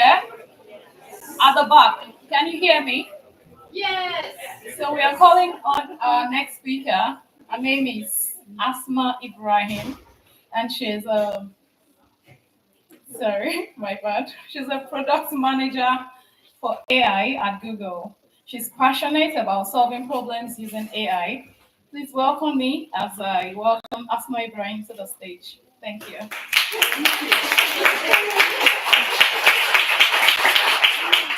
Thank you. I guess it's like 8:30 now. Are you still have energy to listen? Okay. I guess they will hear me. My voice is really hard. Now it's better? Yes. Okay. Awesome. Okay. Thanks a lot for introducing me. My name is Asmaa. Yes, I'm product manager in Firebase team, and recently I'm going to move to another team in Google Cloud. Today, like I listened to the previous speaker, who were awesome, and I really tailored the presentation today completely. I'm not sure Natalia will be happy of that, but I'd like to make sure that you are happy. So I'm going to speak more about like a topic related to AI. Okay. Did anyone didn't hear about AI word today or yesterday? Or let's reverse the question. How many times did you hear about AI today? Can you count them? That's a very small number. Like everyone speak about AI, given that what's happening now using large language models and what's happening in this capability, which is awesome. However, like if I'm beginner, like a software engineer or a product manager or like even program manager, and I'd like really to know how to use this technology or how to start, what areas I shouldn't really come to it, what kind of anti-pattern I should avoid when I speak about shipping like any like product or feature using AI technology, especially LLMs. That's what I'm going to cover today. And feel free to ask me questions because I'd like to make it more interactive. I tailor the content for you, so you can ask me to answer your question, if that makes sense. So you can find me on LinkedIn, Asmaa-Ibrahim, and I give mentorship. So if there's like more deep question, I prefer to answer it during this mentorship session to be valuable to you. Oh, fear of missing out. Everyone speak about AI. I like to use AI, or even like as a consumer, or how to use AI to ship like product or like a feature. There are many startups are coming now related to AI, even like vector database, like LLM themselves, reasoning, all this capability around language model, which is awesome. That creates opportunities. Maybe some of you would like to start their own idea or startup or something like that. Why not? Okay, these. I work like in different areas, consultant, product manager, solution architect. I solve like AI. Please don't say AI. Like operational improvement matter more. Like AI, everyone speak about AI, but like at the end of the day, who will be successful? The one who will deliver something like a business value using the technology. Okay, that's good.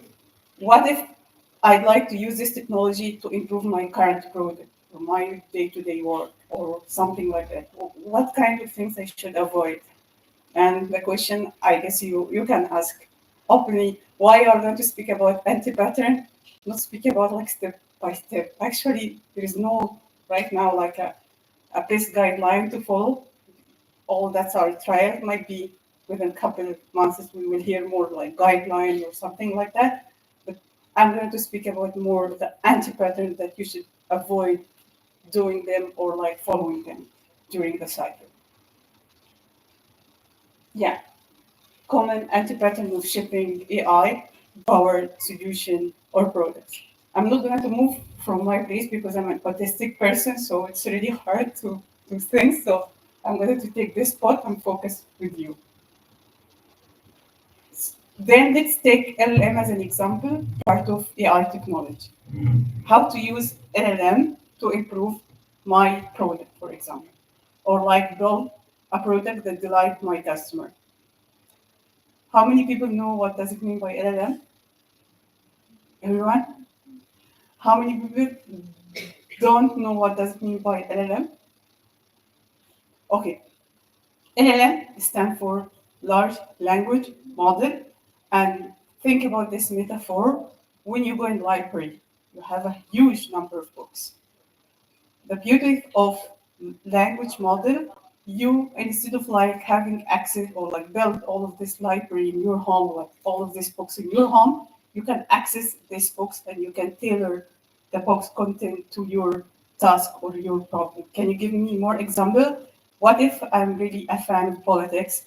I'd like to get all books about politics. I will have to go to library and I might be go to buy all of these books related to it. What if I have this library in my pocket and I can tailor this library according to my favorite? Like could be like music, could be things related to politics, could be things and build my small or what's called like my personal library, but I'm speaking here about digital library. So that is what comes from using the term of language model. You can use this metaphor to translate from, oh yeah, okay, what is the beauty about language model? Like, yeah, it's like at the end of the day, neural network used to imitate or trying to simulate our human brain to do problem solving, planning, thinking, and all of this stuff. What we are doing as a human, we can speak, like we can answer question, we can chat, we can like what's called conversation, we can do action based on analysis we do internally. All of this capability we do as a human, and that technology is supposed to try to simulate this capability. So you will hear about general artificial intelligence. We are not here yet. Hope that give you like an idea what does it mean by LLM, just to make sure that all of us speak the same language. Okay, what is the problem in this sentence? I'd like to use LLM to improve my product excellence. What is the anti-pattern in this sentence, in your view? Please go ahead. You haven't defined what excellence is here. It's subjective. That's yeah. It's very like too broad to consider like a problem. What you would like to do. Okay, thank you. So, forgetting why, like till now, there is no one model fit all. Like you hear about Cloudy, you hear about ChatGPT, you hear about like Gemini. There are many LLMs around now, but there is no one model can fit all tasks together. Like I'm speaking here, tasks like generation, conversation, image, like chat, like let me. Conversation generation and all of this stuff, and could be code, could be text, could be audio, could be video. We still like there's still development in this area. So as much as you clear in your why what you would like to achieve using this technology, you get like you get away from this anti-pattern about like being too broad or like far away from solving something tangible. And I mean here by task like a problem, as I mentioned. Think about it like as a human, what we are doing, solving problem, doing an action. You can hear now, like see many researches came from deep mind around robotics and doing an action, and there is a lot of things are happening in this area. Example of task could be a routine task, or like you try to automate your business, or you would like to augment your productivity. All of us might come to this narrative. I fear that this tool will replace me. Think about it like it's gonna to augment me. I can use this tool to brainstorm or like rephrase my wording or like generate something or like having my AI assistant or something like that.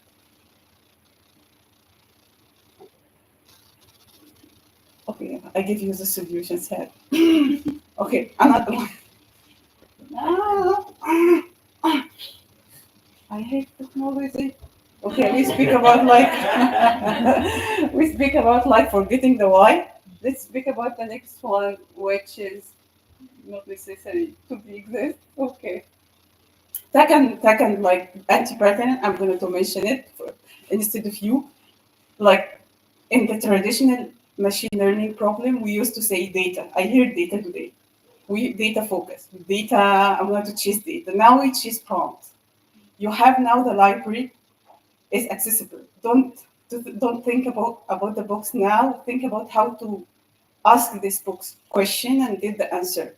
as a human, when you ask a question and you didn't, like the other party in the conversation didn't understand what happened, he or she will say, could you please rephrase it? Or like help me to understand the question. So good question will lead to most probably to good answer. So good prompt can help you to get like the answer you are expected to have. So we shift now from focus on data to focus more on prompts. And that is really the superior power of using LLMs. Now you can design your prompts. Think about it, like how long it will take to design prompt comparing to preparing data and accessing data or pushing data to use them. So like how long it will take. That one narrative. Another like angle when it comes to prompts, like, oh yeah, think I have data, I have access on this data, but do I have the team to use this data and train the model and all of this aspect? What if I can access the current capability, which is a language model, and just like design prompt and think about it like every LLM has its own personality. Like I have like a view about different LLMs now. Some people say, oh yeah, this LLM, without mentioning name, is determined. Another one is more giving hallucination.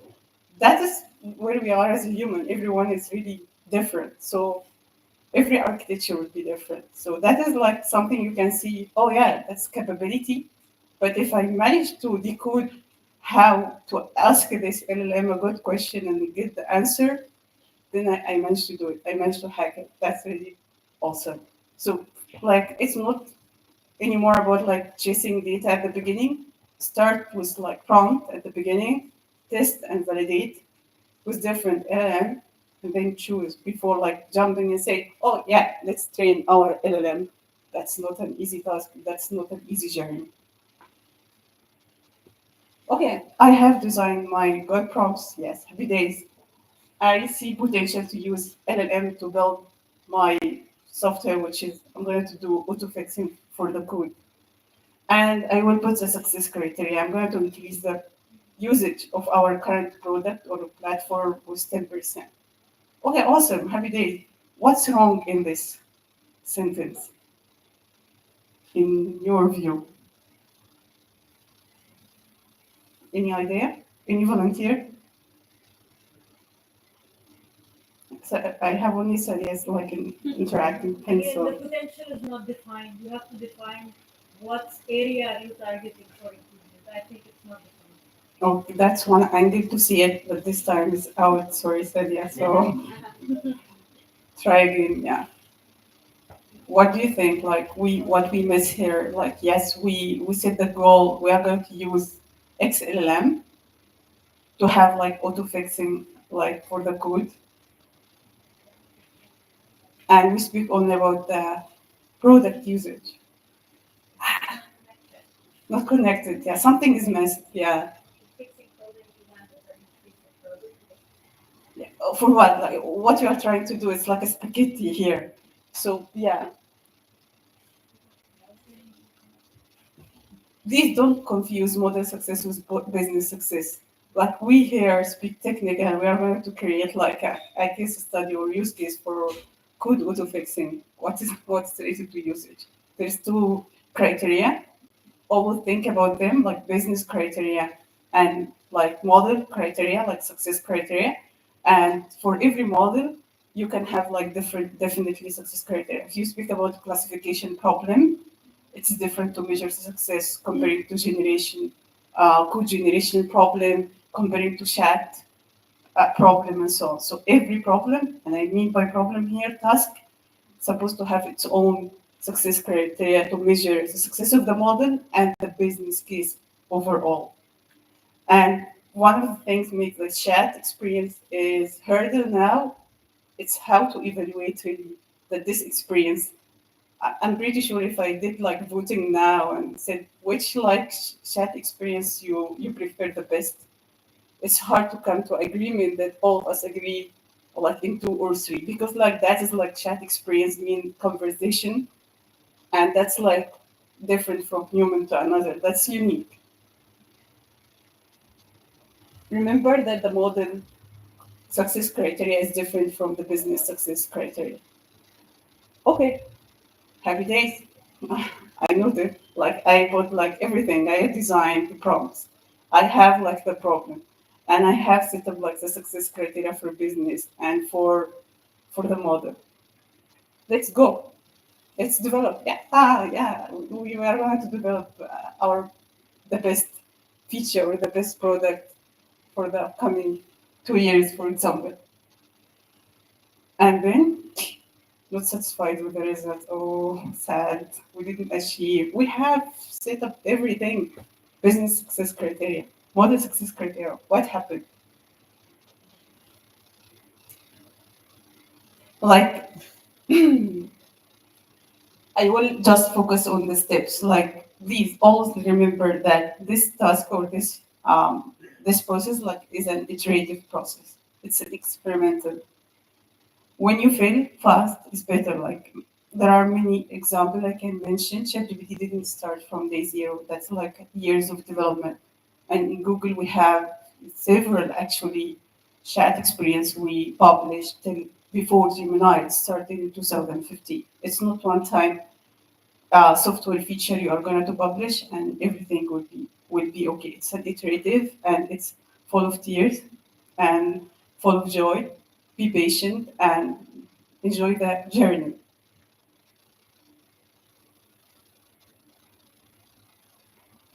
Don't forget that your customer are loyal to the next step. You give like your customer access to the feature you built, but experimentation is awesome. But don't forget an important thing.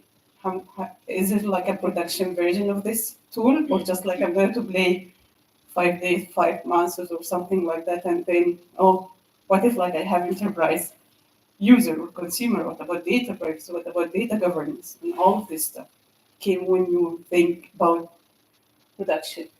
Don't forget to set your long-term goal. What you would like to achieve by this, like good auto fixing. Like I create the best auto fix code. Okay, what's the next? Okay, I would like to cover the market in Germany, for example. I will start with the DACH region. I'm going to be in this scale after like 2 years or something like that. So don't forget to set the long-term goal from the beginning. Beer that is really an iterative process, full of tears and enjoyment. Enjoy it. Just to summarize what I mentioned from anti-pattern perspective, don't forget to frame and validate your problem. And like data discovery or prompt design is important, depends. Set up your business metrics, follow up AI development lifecycle, which shifted now when it comes to LLMs to focus more in prompts, and choose your long-term goal. Could be like productionization or something else. That's our anti-patterns. I'm not sharing like guideline to develop the best or to shape the best product using AI technology. One last thing to summarize with, like there's a difference between a product manager who developed the AI technology and a product manager who to use AI technology to empower their products. I guess most of us can be a product manager who use the AI technology to empower products or like improve our productivity. Think from this narrative. Reminder, please don't forget AI-powered products are like an iterative process. Fail fast, fail at the beginning. You will have a set of learning tailored to your team, your organization, everything. Uh, Thank you. Any questions?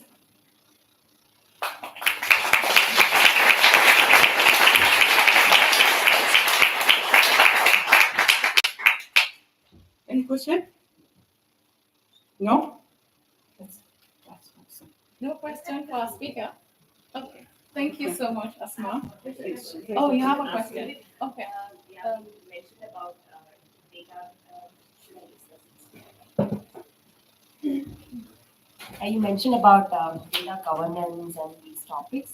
Now that the EU has passed this AI Regulation Act as well, I was curious to understand because now responsible AI is an important topic, especially now big organizations say they're scaling generative AI usage. I wanted to gain your perspective on how mature is responsible AI adoption in the large organizations? Is it at the same pace as adoption of the generative AI? Interpret your question. Interpret your question in different level. If you don't mind, I will break down and Sure. validate it. Yeah, I think it's a complex topic also. Yeah, like responsible AI is actually it's not an old topic. Started with the AI in general, even before Gen AI and LLMs. Even if you go in Google Cloud or other organization, you will see responsible AI principles that we should follow when it comes to delivery. But like when it comes to Gen AI, because that's a growing area, you can see actually the European Union the previous week launched their what's called AI Act or something like that. It's about this part, how to protect privacy, protect things around users, like consumer, like citizen, and so on. So that still area is growing. However, there's set of principles are used by top organization. I can see that's not the final. There are researchers are doing awesome when it comes to fairness, when it comes to bias, limiting bias, and sometimes one thing maybe I didn't mention because that's really too technical. This technology is different because you need to put it in the hand of the user and test it. It's different from normal software. You are going to launch it and that's it. You know that on switch on off. That's something you need to test based on the behavior of the user, which means that sometimes you know by experiment that there are something you need to fix it. Hope that answered your question.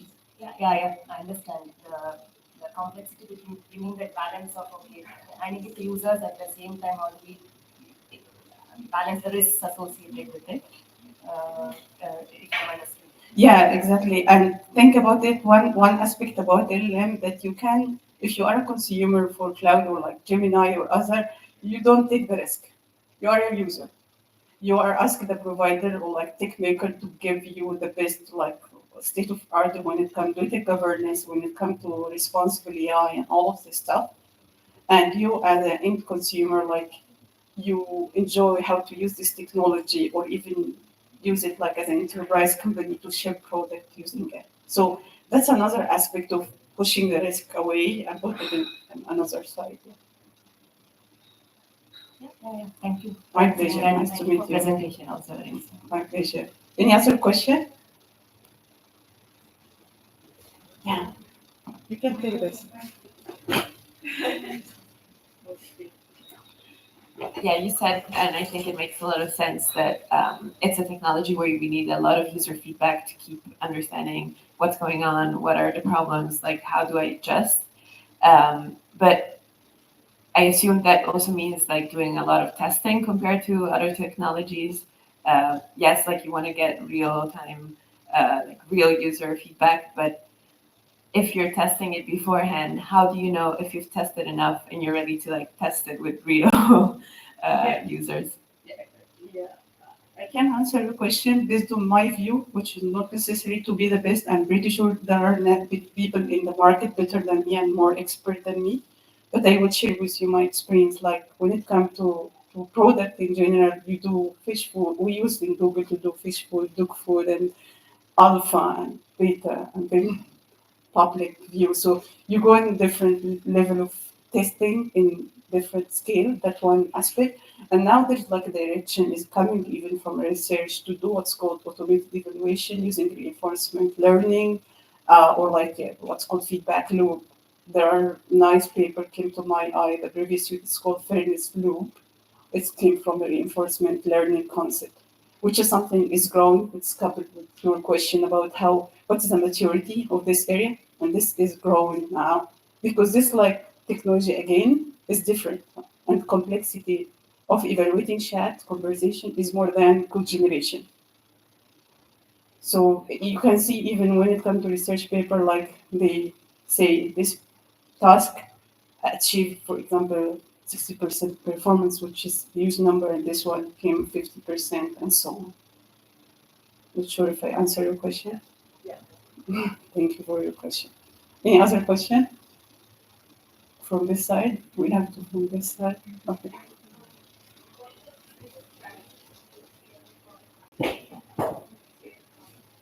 I heard you are saying what are the challenges of being a product manager.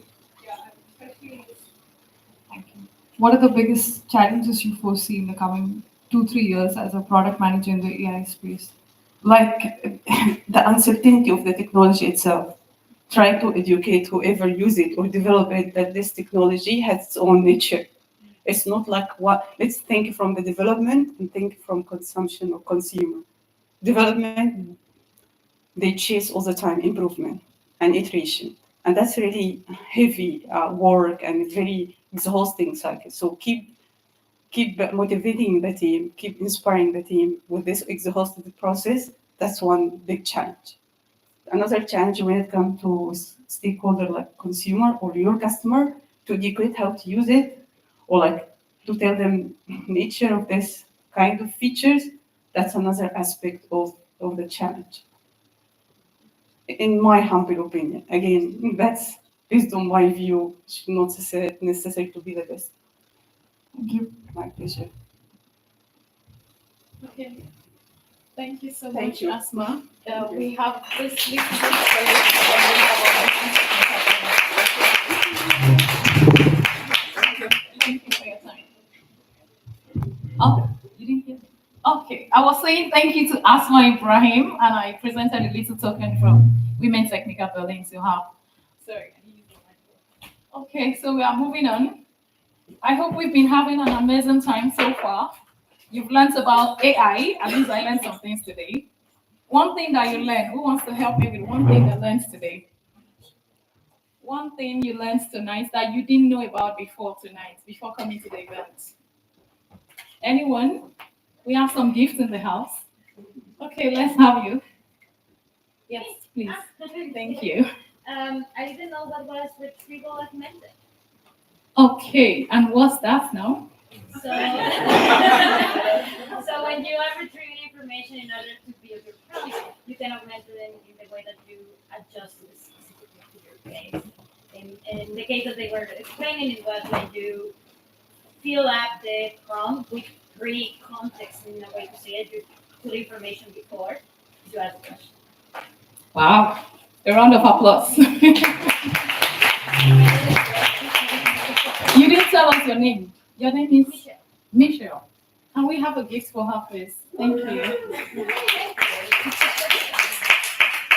I hope it's not only Michelle that learned something new. Did someone else learn anything new before I ask my questions? Okay, let's have you first, and then we have someone at the back. Oh, 2 people here. Nice. Hi, my name is Mercy, and I think something that I heard that really made a lot of sense was, over the years, we've done this, bringing more women into tech, bringing more women into tech, and it kind of really makes sense when the speaker said, aside bringing in women that have computer science background, we should also look at the women with social sciences. And it actually really makes sense because, the botanists, the sociologists, and all of them, if we need to have an unbiased, data set and all of those for the AI models and the rest, we really need to look at how to bring in those other women and not make tech look like it has to be so technical. We should also look at bringing in the non-technical people because tech is not that technical. I like to look at it like it doesn't have to be that technical. It doesn't have to be so focused on coding and the rest. So I really would like to get involved in an initiative that does that, bringing the non-tech women into the AI ecosystem or something. And to how I say it, was it after something? She did good. I enjoyed that song. Nice, nice. A round of applause for her. Okay, I don't think I'll take my quiz. Maybe I will just take feedback. You raised your hand as well. You wanted to say something? I actually basically wanted to say the same thing. Oh, It same was thing. Not something I thought about before, but it was not something I thought about before. AI being developed not only by computer scientists but also social scientists, but it absolutely makes sense. And I think it's very dangerous to leave them out, and I'm certainly I agree. to think about it. I totally agree with you. Okay, moving on. Thank you for those inputs. And I think we have one last person at the back.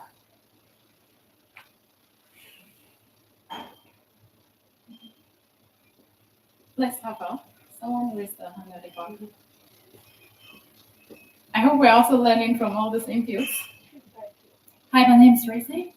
So it was really impressive to learn about how we train the AI model with the data, especially to actually feed all the internet data into it. The quality, I mean, we all browse the web and we go to Twitter and social media. We all know how low quality this data is. It's really actually appalling. And also there's an interesting comment also about the books, because it's, I would say maybe a lot of books in the maybe 19th century before are written by men, majority. So that, I would say, data point is really what maybe obvious coming back to look at it, but was something really new and eye-opening. I know a solution for it. Maybe we have to start recording this kind of women event and actually use our words and story to feed into the data. Maybe that could be a solution, but worth thinking about. Nice. Okay, thank you so much for those additions. I'm really excited to know that we were learning, like we listened and we got some information from the speakers. So we have some quiz here, just one or two. Do you know what WTM means? It's an acronym that has been mentioned today. Does anyone know? Women Techmakers. Okay, my questions are too simple then. And what do you think our goal is as Women Techmakers?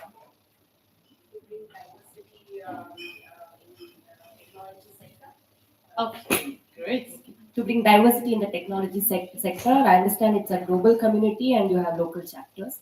So I think I understand Berlin chapter focuses on tech diversity in Berlin, tech space. Yeah. Nice. A round of applause for her. And then let's try again and see, maybe we add what the speakers spoke about. When did our second speaker, Tuana, say that A-Stack 2.0 was released? Last week. Yeah. Last week is a date? No. Last week when? Last week, Monday, Tuesday, Wednesday? What? Now we have chorus answer, so we keep our gifts to ourselves. Thank you for saving our gifts. Okay, the third question is, what was our third speaker, Susana, trying to point out in our talk? In summary, one sentence. Who should we pick? We have... Okay, I'll let my colleague decide. Yeah, Susana was trying to point out the gender bias in AI, which she showed with examples with ChatGPT with an example of doctor and a nurse conversation. Yeah, so Wow. It's gender bias. I'm happy that we were not sleeping. Nice. Okay, so the last question for tonight. I hope we have a special gift for whoever gets this. I know my colleague Natalie mentioned this when she started her speech.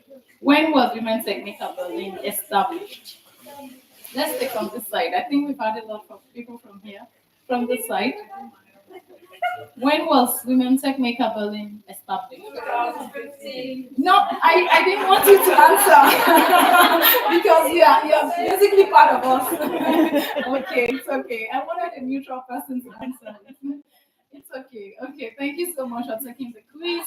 And I know our representative from Google already told us about joining the community, joining Women Techmakers. You can look at this link. Sorry, I don't have the barcode, but it's WTM membership.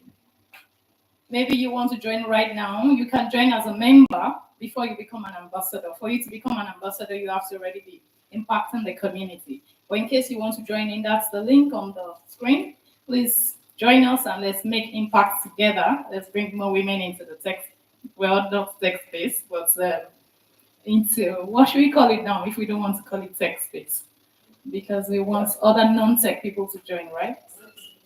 Safe space for women. Exactly, that's the word. So yes, you can also join our community using this barcode if you are not already there. I know someone was asking me previously about mentorship and how to speak at our events. Please join Slack. On this page, you will see all our pages, the Slack, the Google page, the Meetup, and every event we have, they are posted there. So you could just do a screenshot or scan the barcode right now before we move on. Thank you. I can see the phones are coming up. So we should be seeing like 10, 20 30 members tonight on Slack. You could say hi and tell us you joined from today's event when you joined. Thank you. And we've got a photo album created by our amazing organizer, Simran. You could scan this barcode to drop your lovely photos tonight. We would like to have your pictures. We would like to tag you on Twitter. We would like to showcase you on LinkedIn, if you don't mind. And yeah, 2024, we are looking out for some more organizers. Myself, Natalie started this community. Kudos to her. Please, let's say kudos to Natalie. Without Natalie, maybe we would not be here today. So she started this community and she's amazing. She's an amazing leader. She's been leading us in this community for some years before I joined. And today, the newest member of this community is Simran, newest organizer. She started organizing with us, I think last year, International Women's Day as well. We did it together. Myself and Anna is not here. She's supporting us online. So if you would like to join us, I think that next person could be you. You can see we have your box already just to insert your picture. And so thank you so much for coming tonight. We appreciate your presence. We don't take it for granted. We hope you would network tonight. The essence of our event is to help women get their feet in tech or non-tech space. So if you are here, you are not in tech, you are also welcome. Ensure you speak to one person tonight. That's what I do at all events I go to. And you know, jobs, networking, you never can tell. Maybe your next manager is the one sitting beside you. So please network with people and try to help other people as well. We hope to see you impacting the future this 2024. And thank you. Time for networking.